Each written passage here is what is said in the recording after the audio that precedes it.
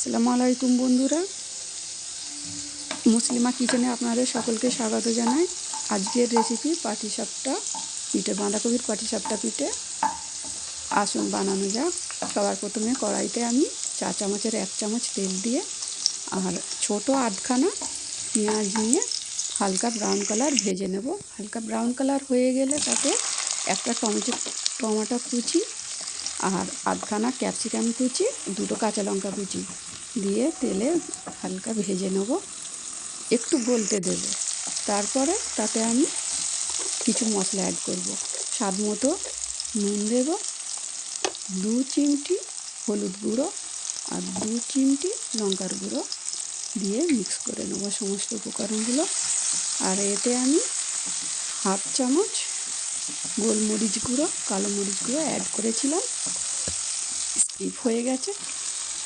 একটু গলে গেলে তাতে আমি একটা বাঁধাকপির 4 ভাগের 1 ভাগ বাঁধাকপি অ্যাড করে সমস্ত উপকরণগুলোর সঙ্গে মিশিয়ে নেব।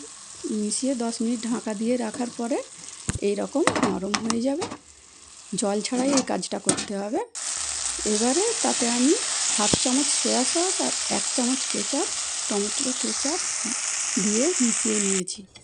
তারপর তাতে একটু ধনেপাতা কুচি দিয়ে নেড়ে চেড়ে সাইডে রেখে দেব। এইভাবে এবার একটা বলে আমি ছোট পেয়ালার 1 পেয়ালা চালের আটা আর 1/2 পেয়ালা ওই পেয়ালারই ময়দা দিয়ে একটু সামান্য নুন দিয়ে ব্যাটারটা বানাবো। এবারে একটু অল্প অল্প জল দিয়ে ব্যাটারটা বানাতে হবে। এইভাবে এমনভাবে ব্যাটারটা বানাতে হবে যেন একদম পাতলাও নয় আবার একদম ঘনও নয়। পাতলা হলে তাওয়াতে লেগে যাবে, আর ঘন হলে খেতে ভালো লাগবে না, মোটা হয়ে যাবে। এবার একটা তাওয়া গরম করে আমি হালকা তেল গ্রিস করে নিয়েছি। তাতে 1 হাতা ব্যাটার দিয়ে হালকা হাতে ঘুরিয়ে দিতে হবে।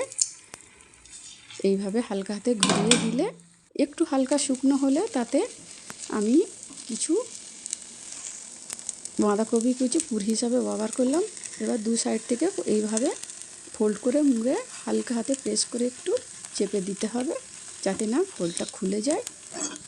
এইভাবে আমি সমস্ত পাটিসাপটা পিঠে বানিয়ে নিলাম। সকলে খেয়ে খুবই নাম করছিল, বাড়ির সকলেই খেয়ে খুবই নাম করছিল যে খুব সুন্দর হয়েছে, অসাধারণ হয়েছে। প্লিজ আমার চ্যানেলটা সাবস্ক্রাইব করবেন।